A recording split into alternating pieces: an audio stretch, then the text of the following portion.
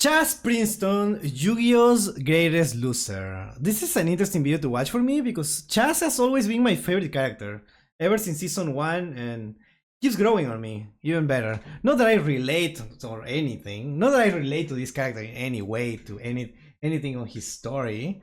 I just really like I just like how annoying he is sometimes, but also his character arc and learning how to use, quote unquote bad cards. So I'm very excited about this video. Let's see. When introduced, Jun Manjome or Chazz Princeton in the English dub looks like the spoiled rich kid that thinks he's above most duelists in the academy until he sees Judai beat instructor Kronos in the entrance exam. He's scheming to put down Judai and values rare cards and power. After It's so cursed seeing him in the uniform because he only wears it for like a few episodes. I think it's like less than 20 episodes in the first season, and then never again. being humbled once by Judai and Misawa, Manjome leaves Duel Academy and lets down his older brothers when it comes to dominating the dueling world. So, you know what's the funniest part about this? Sorry that I keep interrupting the video, but like this is very important. Judai and Misawa, Manjome leaves Do you remember how Duel Academy and lets down his older how we're gonna reign the world because it's like I am the best one in business and I am the best one in politics. If you become the best one in card games, we're gonna rule the world. My interpretation of this is like, it's not that card games is gonna make you rule the world. It's like, since card games is the prime sport, basically the #1 sport, he will be basically the most famous person in the world, right? That is my headcanon, right? And if you have like someone who is like that #1 in politics, or I don't know what is, I guess he was in, at least in Japan, right? Like he was like the prime minister or something, and the other guy owns like a media company or whatever, I don't know. And then this guy is like literally the most famous person. That makes sense, right? But like I like how the part of the plan is like, no, he will be like the #1 in card games. He will be like the Messi of card games. Yeah, something like that. I see. It's like being the most famous soccer player in the world. Yeah, exactly. So it gives you some kind of credibility, right? If the #1 like soccer player, the most famous person in the world, is saying like, oh, I believe in this like president candidate or whatever, right? Or I believe in this company, like it brings credibility. So it actually makes sense for a plan. Maybe, I don't know, maybe a tinfoil hat. I have a tinfoil hat right now, but it makes sense to me. I don't know if that's what they intended though in the series. It didn't get like explored more than that, more than I think 3 episodes or something. But yeah. older brothers when it comes to dominating the dueling world. So, how is this entitled kid one of the greatest characters that Yu-Gi-Oh has to offer? Well, he's a loser. Manjome is a member of the Manjome group where the goal is to dominate every aspect of the world and make money. Too bad Kaiba Corp exists. Manjome is the duelist of the brothers, and high expectations are placed on him to be the best in Duel Academy, make it to the pros, and dominate there. The first problem is that the Kaiser, Ryu Marufuji, is still enrolled and is in the same dorm. The next problem is that a late entrant named Judai demonstrated that there are other skilled duelists now at the academy. Also keeping in mind that Asuka and Misawa are in the mix as top duelists in Season 1, Manjome has his own mountain to climb immediately. Being the best and becoming the best are two different things that he will soon realize. He takes on Judai in episode 2 and believes he is close to winning in a duel where the anti-rule was used. To quickly explain, the anti-rule is putting your best or most valuable card on the line and the winner gets that card. The duel was cut short, but Judai reveals that his next draw was Monster Reborn, a card that would have brought back Flame Wingman and would have won the duel. Unofficially, Manjome is 0-1 against Judai. Manjome has Instructor Kronos' favor and obtains rare and powerful cards for his next duel against Judai. The stakes are higher this go around as Judai can elevate to Raw Yellow with a win, and it could also damage Manjome's reputation as a member of Obelisk Blue should he lose to Osiris Red, the bottom tier of the academy. He takes the risk and summons VWXYZ Dragon Catapult Cannon to take firm control of the duel. Judai believes in his deck and Destiny draws Transcendent Wings to pull off his Winkaribo combo to destroy Catapult Cannon and deal near lethal damage. Judai then draws Elemental Hero Avian to close out the duel. With the humiliating We didn't know which cards they bet exactly, right? I don't think they said it. I don't remember that. It would be funny to see how that would have impacted anything. But the duel didn't went through, so it doesn't matter, I guess. of losing to Judai, the student body now laughs at Manjome. He is forced to move seats to the Raw Yellow section and is told that he must duel Misawa. If Misawa wins and Manjome loses, They essentially trade dorm rooms. Manjome lets the frustration of the situation get the better of him and throws Misawa's deck into the ocean like he's Weevil Underwood. Manjome is accused of throwing the cards into the water and tries to gaslight everyone by saying that he didn't do it, didn't need to do it, and challenges Misawa to a loser withdrawals from the academy match. Misawa accepts the challenge, then reveals that he has multiple decks. I have a bomb! Nah, I'm just kidding. But that was so iconic. To me, that's one of the most iconic parts of GX, when he just shows all the decks there. That is so funny to me. I love that. In episode 1, they say Flame Wingman must be fusion summoned, so the Monster Reborn play wouldn't work. I know the actual card says that it must be fusion summoned, but I don't remember if they said it in episode 1. Maybe I'm misremembering. I will have to watch it again. Under his school jacket. Manjome does all he can to win the duel, but Misawa and his water dragon defeat Manjome. Misawa reveals that he was using a test deck as he was trying to build a new one to defeat Judai. A test deck. With 3 losses that have killed his confidence, Manjome stays true to his word and leaves Duel Academy. After leaving, he finds his way to the Northern Academy where he meets a stranger. The stranger asks Manjome if he seeks power and launches him out of his submarine. Manjome then runs into a haggard-looking man that tells him that he cannot get into the North Academy without having a 40-card deck. His previous deck became unusable to water damage, and it serves as the last bit of karma for Manjome as he attempted to do the same to Misawa. Manjome collects his new cards through ice, snow, and poor conditions. This is the first lesson for Manjome that we see on screen.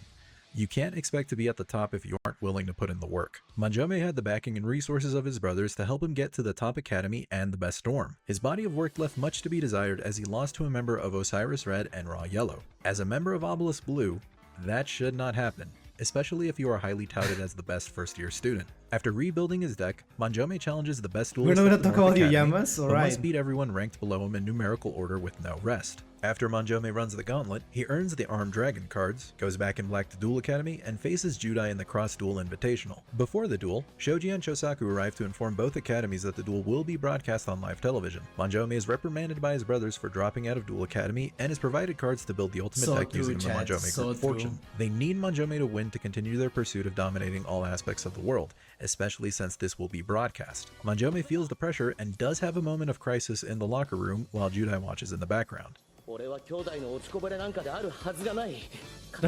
kill the video, please. The copyright. No.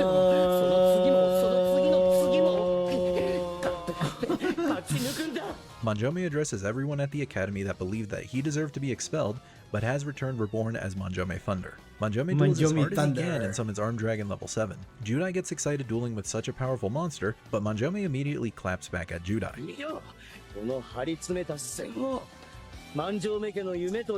It's over. I guess the video is dead. Let's hope. Please, my brothers hopes in me and prove to them my own word. Prove to them?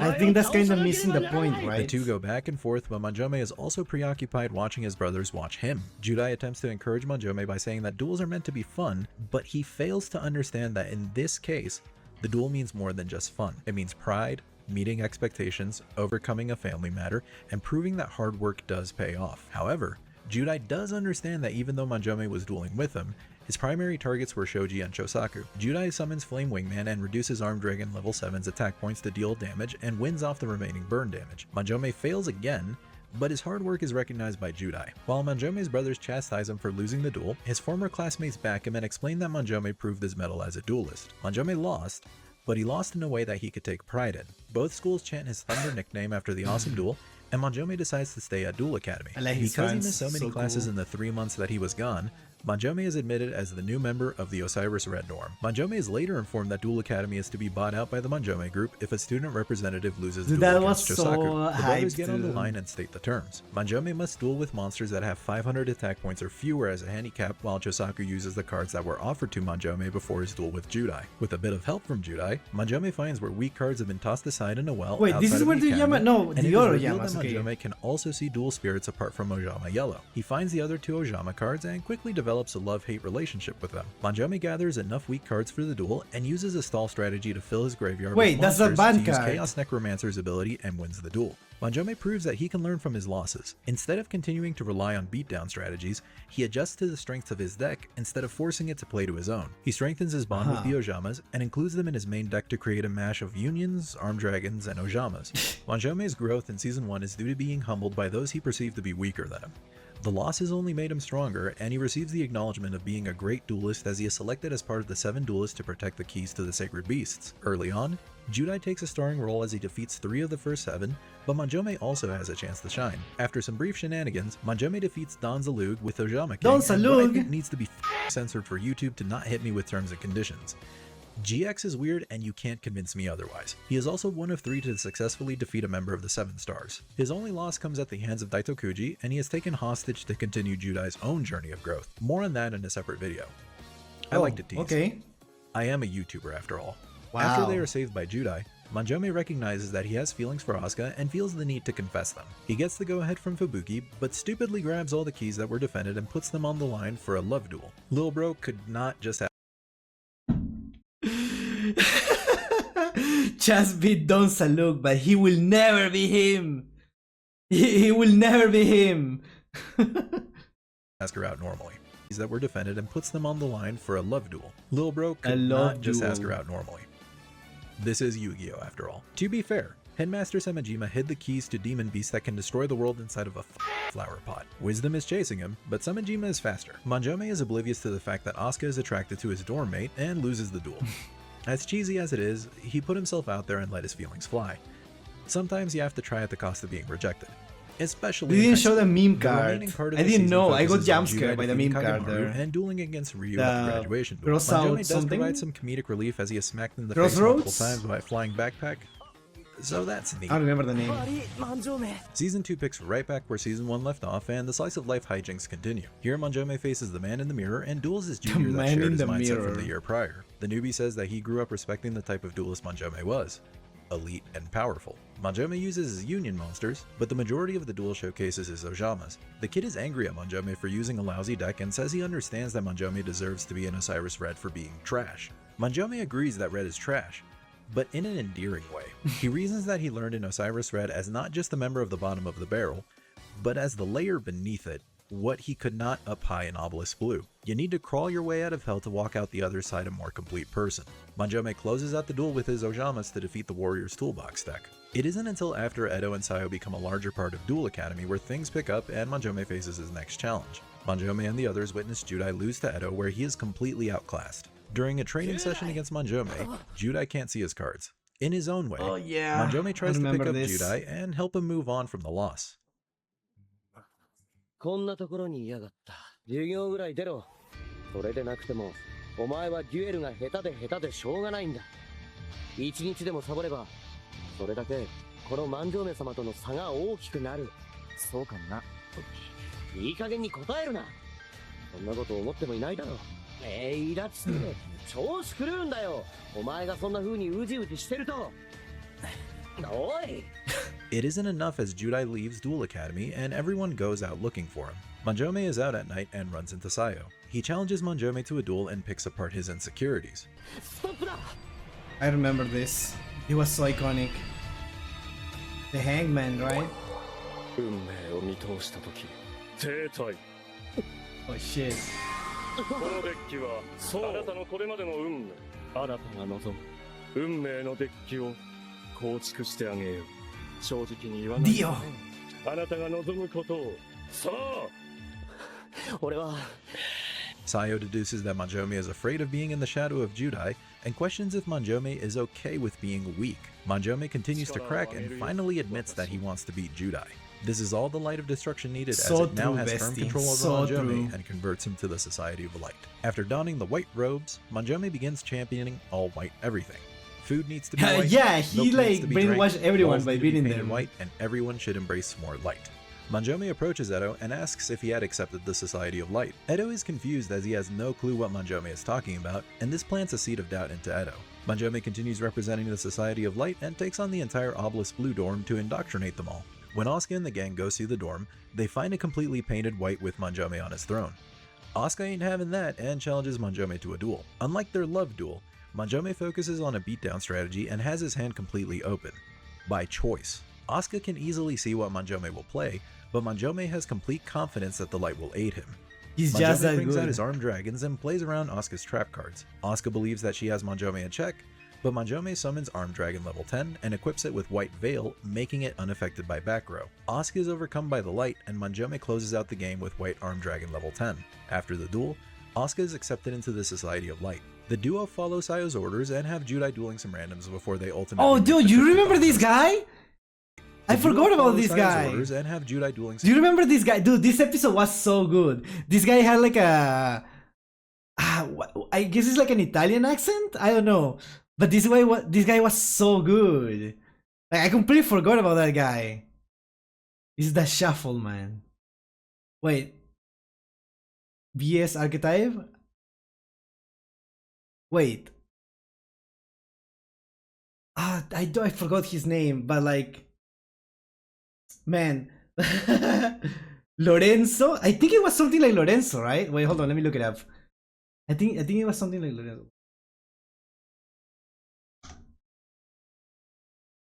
Wait, was it?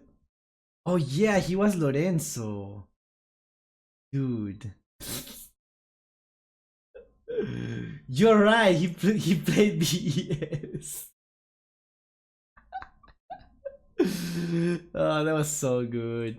Like, I couldn't like focus on this because of the accent. The accent was like so like out of nowhere and it had like absolutely no reason to be. I'm gonna put a clip on the Discord. Oh, I will check it out after. Thank you. The space is based on one of Konami's game series. Oh, interesting. I didn't know that was like from a different series. Cool. We have to watch it after. Some randoms before they ultimately make the trip to Domino City. Some Manjome randoms. takes a backseat during this event, but is still the clear number 2 behind Sayo. He follows Sayo's orders and has Judai and Edo go to a VR room to duel against Sayo's sister, Mizuchi. Afterwards, Manjome continues defeating duelists to indoctrinate them into the Society of Light and takes on Misawa in their first duel since early in Season 1. Misawa Can't has believe he magic actually cylinder set won and those can duels that win he the lost duel, before. but chooses not to so that he may be accepted into the society. After the Right, duel, imagine not Asuka says using that a she magic noticed some weak cylinder. cards in Manjome's deck. And then you run around naked. なぜ俺はこんな弱小カードを入れてるんだ。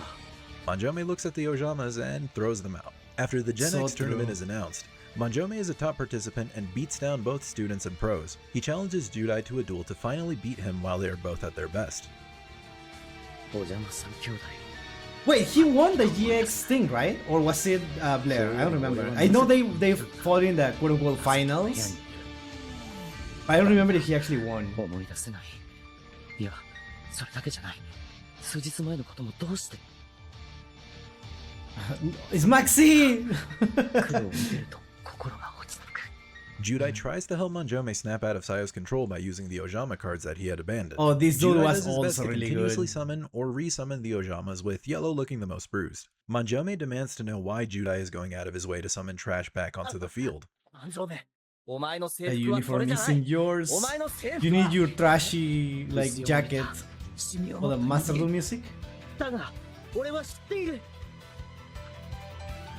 そのシミ To の play しぶと cards さ that haven't yet あんこ printed. 汚れの Damn. 強さをたとえ周囲が潔癖を求めようとあえて俺はなろうそれを汚す The 背負われ stain た that シミに leaves them slightly そうだ dingy. そいつらが俺に教えてくれたまさかお前正気に戻ったのか貴様 You stole 俺 my の day, 敵を didn't you? 盗んだな Manjome That's so realizes funny. that he feels at home with the color black and trash as he associates it with what he's been through. He's stained and dirty. But the continuous motivation to improve trash is what fulfills him. Manjome sees the value in his cards and has grown fond of them.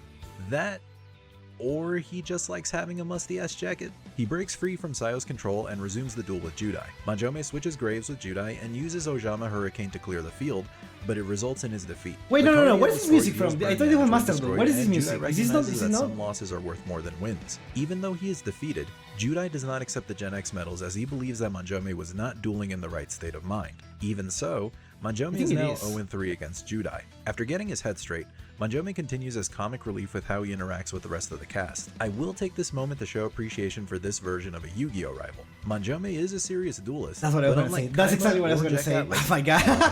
Eventually, I promise. Manjome is the butt of a lot of jokes. Everyone has a silly side, and it's no different when it comes to teenagers that are growing into adulthood.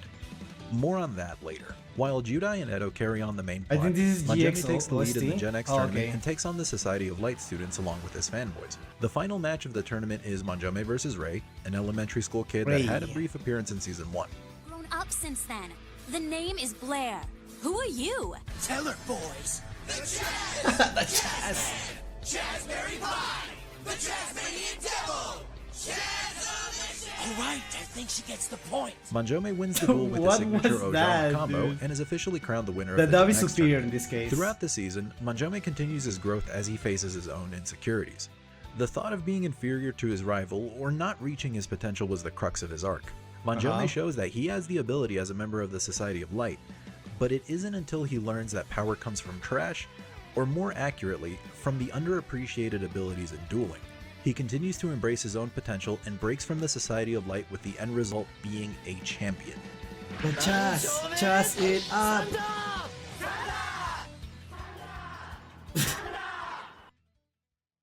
That's crazy. Season 3 is when things begin to take a much more serious tone. He After just the disappears for introduction most of the Johan, season. Jim, O'Brien, Amon, and Cobra, there is an exhibition match between Judai and Johan to show off the disc duel format. Each student must participate in a duel, but some students begin collapsing after the duels begin. Manjome feels some type of way with Amon and eventually challenges him to a duel. The fun part about the duel is that Manjome elaborately set up glass panes for each duelist to stand on, with helicopters carrying them above a body of water where the loser is plunged to it and at best swims back to land. The not so fun part is why Manjome feels the way he does about Amon. Manjome explains that he cannot stand those that have had comfortable lives the entire time and are unwilling to go through hardships. Duel Links or masterduel, okay. We'll figure it out one day. 死は穏やかにしかし確実に君に訪れるこんなお坊ちゃんにこの俺様が負けるというのか He further says that he had to be knocked down and crawled through hell to get back to a respectable level. Amon corrects Manjome and reveals that he was an orphan that was dying in the middle of the desert before being saved and adopted. Amon had to live up to the expectations of the Garam family and did everything in his power to do so. With this revelation, Amon tells Manjome that he still has no idea about what true suffering really is. To his credit, Amon is right. Manjome talks about walking through hell when the reality is that he was only humbled by those that he believed were weaker than him. It is correct that Manjome had been pressured by his family, but it does not compare to literal life or death scenarios. Manjome's limited viewpoint is still his biggest flaw, as he believed that he had already been through the worst of times. He needed another person to share their personal experiences in order to grow further. Amon closes out the duel with his Cloudians and sends Manjome plummeting to the water. He takes the loss on the chin, but the effect of the disc duel takes its toll on Manjome and he needs to be taken to the infirmary. Manjome is not present for the duel between Judai and Cobra, but is awake when the school is teleported to the different dimension. There, Manjome takes the lead to defend the school food supply so that it is not exhausted by impatient or rioting students. While defending the food storage, Manjome is confronted by a dueling zombie and wins, but he is quickly overrun by tens of others after dueling non-stop. After losing, Manjome himself becomes a dueling zombie. Manjome plays an antagonistic role for the remainder of this arc, but is returned to normal after Johan and Rainbow Dragon return everyone back to their original dimension. After a week, Manjome and the rest of the group are gathered at Osiris Red and are worried about Judai. Samejima explains the relationship between Judai and Yubel. Knowing that Johan is missing, everyone is quick to think that Judai will do whatever he can to rescue him. Their gut feelings are correct, and they all go to Judai after Misawa says that there is a chance for a portal to open. When they all meet up with Judai, Judai tells them to stay behind. Manjome angrily approaches Judai and is ready to beat some sense into him. Was Judai right to tell them to stay behind? Sure. Was Manjome correct for wanting to put belt to ass? Yes. Yes, he was. At this point in the series, Manjome and the rest of Judai's friends have shared around 2.5 years together. Manjome in particular was the most dependable out of the entire friend group, as he defeated a member of the 7 Stars in Season 1, and proved to be the most capable as he was able to convert multiple students to the Society of Light. Evil, yes, but he defeated them during the Gen X tournament in Season 2. Manjome took a proactive role to protect the limited food supplies, and was only converted to a dueling zombie because he was overrun by dozens of other duelists. Manjome considers Judai his rival.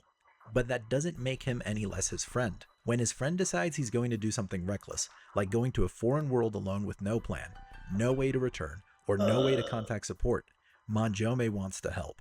The same way that Judai was there to provide support to Manjome against his brothers and for bringing him back from the light of destruction, Manjome is there for Judai. After words of encouragement by everyone, Judai and the rest travel to the different dimension. It doesn't take long for everyone to realize that they're not in the same place as before. Everyone regroups after Judai rushed off on his own and they all pass through their first gate in the Dark World. There, Judai takes on a member of the Dark World army, and it is revealed to everyone else that the loser of a duel dies. With this in mind, Manjome and the others are reasonably more cautious as they cannot approach duels like they did during seasons 1 and 2. There are actual stakes where they will suffer actual consequences. Unfortunately, Judai goes off on his own again, and Manjome and company try going after him. They are caught far behind. I'm gonna be honest, I really like these characters. Like being part of this like journey of saving Jesse. What happens if you die in a game, you die in real life? Yes, that is correct. That is exactly how it happens. Like these characters, like I think like we know them, right? That was so cool. But they introduced like these all new characters, and everything they started focusing around them. Like Amon, what is it called?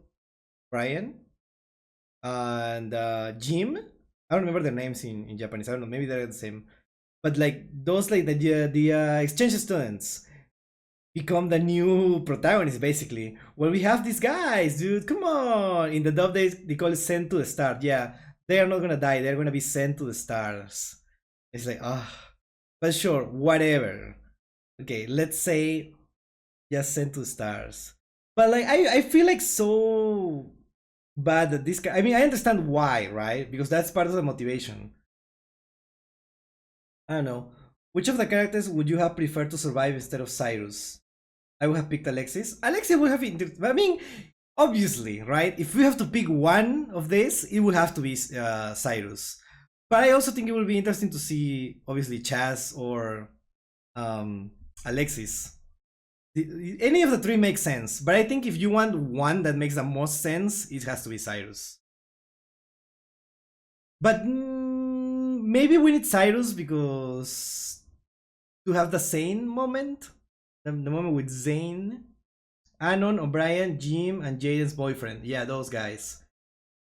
And I don't like how they introduced them like this season, and then they became the main characters. I would have preferred if these characters were there. Maybe the characters that were like that died could have been other guys. I don't know. But my favorite thing was the dynamic between Zane and Aster, like all the two of them together. So that was cool. I really like that. But yeah, I don't know. Behind where Manjome is the first to be alerted to the enemy's presence. Everyone is captured and are used to torment Judai psychologically as Zur threatens to murder them in front of Judai. With the situation looking desperate, Freed arrives in time to help Judai win the duel, but it's at the cost of his own life. After Freed passes on, Manjome and the others are marked by negative emotions and they all begin to feel them towards Judai. Judai, in a fit of fury, decides to duel more of the Dark World army while the others wait for him. Manjome actively talks down Judai, but this is different compared to the usual roasting he gives him. Manjome is angry at Judai for being so reckless in the Dark World, and that his sole focus is saving Johan instead of approaching it carefully and with his friends. It becomes even more apparent to Manjome as Judai rushes off on his own and leaves everyone behind. Manjome calls Judai stupid, with the rest of the gang also being affected by the negative emotions and are soon caught by the Dark World army. This time, the capture is much more brutal, with everyone getting knocked out. Wait, when Manjome wakes up, I don't remember that. His first sight is seeing that wasn't in the dub. With everything that had happened, wasn't? I don't remember. Primary focus was dueling to save Johan. Manjome was not aware of the circumstances, but still berates him. そんなお前に友情なんぞを感じて一緒にやる気になっちまった俺たちの方がバカだったんだ Yeah, that's how it happens. And then because he of dies. The current game state, Manjome is ultimately sacrificed to help create the super polymerization card. For the remainder of the season, Judai sees visions of his friends dying and it causes tremendous pain for him. Towards the end of the season, Manjome communicates with Sho, revealing that not everyone had died, but were stuck in darkness. Judai ultimately saves everyone, yeah, they were sent to the returned stars. to their dimension. While his role in Season 3 is reduced, Manjome continues to prove his mettle. I didn't know that. He has grown Sucks. to be a reliable friend to Judai and will not let him rush off recklessly despite Judai's hard-headedness. Judai feels guilty for the apparent death of his friends, and part of it is recognizing that Manjome was right. Manjome in this role serves as a reminder to Judai that his friends matter, and decisions must be made for the benefit of the entire group. みんなと会えたら伝えてほしい。迷惑をかけてごめんって。 Season 4 provides closure to Manjome's growth arc throughout the series. Despite him being humbled multiple times by different duelists, Manjome is still seen as a top duelist with his return to Obelisk Blue, and Samajima and Kronos asking him and Asuka to investigate what is going on with the cards. Manjome takes the lead, and it is revealed that Agents of Darkness have entered into their dimension due to all of the previous conflicts from the last 3 seasons. Manjome does not have a prominent role in this conflict, but still receives his flowers. When making his rounds for Pro League sponsorship, The Manjome Pro League receives a seal of sponsorship! rejection. He is encouraged to become Edo's assistant so that he can learn from a pro and understand what he needs to do to become a pro duelist himself. Manjome catches a glimpse of Edo forcing himself to practice despite his hand injury, and this is the motivation that Manjome He was needed. throwing cards He pushes too hard. himself to match the same effort and becomes Edo's top assistant. He's entrusted with a suitcase that has a valuable card in it, but it is stolen overnight after Manjome had finished cleaning and organizing the card storage. Manjome is once again knocked down a peg as Edo punches blood in the face, and he is reprimanded for losing the card. A TV executive approaches Manjome to participate in a live duel while Edo meets with the president. What the TV exec doesn't tell Manjome is that he will be dueling in an Ojama cosplay, and he's meant to treat it as a comedy. His opponent is Judai, but specifically Season 4 Judai, where he goes all out to win duels as quickly as possible. Manjome holds his own and correctly reads Judai's plays to set up a game-winning move with his set trap card. Manjome realizes that he's gotten this far due to understanding the value in every card and believing in his deck. The TV exec asks Manjome to throw the duel for ratings, and Manjome begrudgingly does so. After the duel, Judai walks up to him and tells him how disappointed he is in him. Afterwards, Manjome is fired by Edo. Despite the Jesus newfound Christ, this clout, guy cannot take a Manjome break, feels empty at how holy. he achieved it and looks for Edo. He finds him at an orphanage, and Emeralda explains that Edo spent most of his time there. She also explains that he is to duel Manjome in a live duel, and if Edo doesn't agree to the duel, the orphanage would be shut down. Manjome and Edo learn that it is a staged duel that Manjome will win, but Manjome is counting on Judai's help to find the stolen card and expose the situation. Judai finds the card, exposes the TV exec, and motivates Manjome to duel using his own power. Manjome goes blow for blow with Edo with his armed dragon cards, but closes out the duel with his ace, Ojama Yellow. With Manjome having impressive showings against both That is so Judai funny, and I Edo, love that. calls are made to Duel Academy to sponsor Manjome. After the season escalates with darkness approaching, Manjome Then is he defeated by dies Truman again. and is sucked into darkness. The nightmare that he continues to live out is a losing effort against another duelist in the Pro League. Loss after loss, Manjome makes an illegal draw out of desperation and is disqualified from the duel. Manjome is relieved Why as did they the want DQ him was to a different lose? outcome and he can finally rest. What benefit However, they get from Manjome Jaden's continues to win? relive For the ratings, they humiliation said of it, losing right? the duel. Because of this, Manjome begins to crack what the and people slowly want. loses himself to darkness. He accepts that his future is bleak. It is not until Judai reaches out to everyone and asks them to remember the joy, the happiness, and friendship with their cards and duel spirits to bring them back from the darkness. Manjome reflects on this and remembers that he has lost before and will lose again. But that will not stop him from trying, and it will not stop him from getting back up. Beautiful. Manjome accepts his future and returns from the darkness. Manjome's overall character arc is one of survival, humility, and the will to get back up.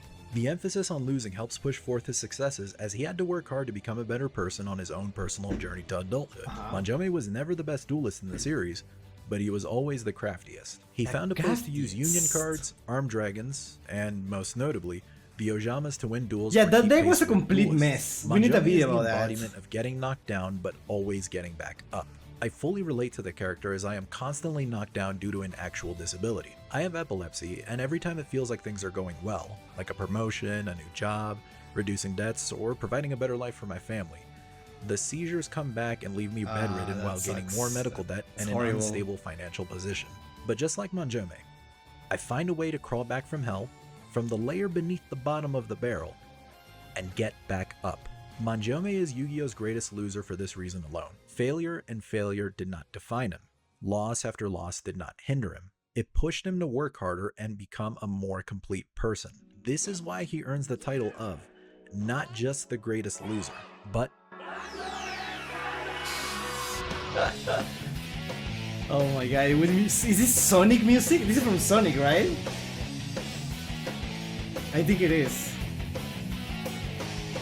ならば見せてやる。落ちこぼれの意地を。自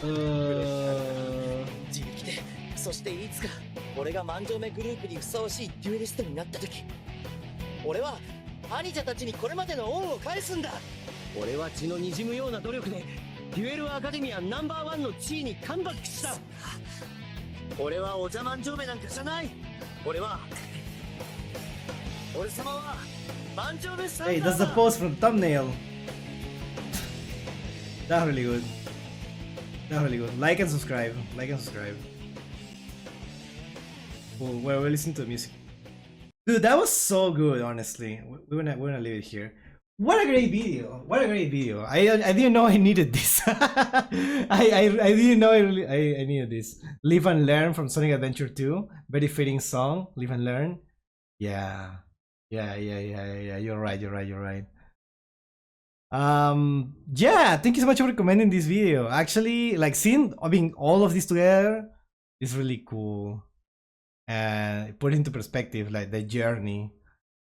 This might be honestly, I thought it was just my favorite character. It must be one of the best, if not the best character in use. Even though it's like underused sometimes because he's like most of the time brainwashed or like dead, and he serves like a lot of the plot. Every time he's on screen, he's like the best. Chazz it up. Chazz it up. Chazz it up. Yeah. So thank you, Adamami, for this video.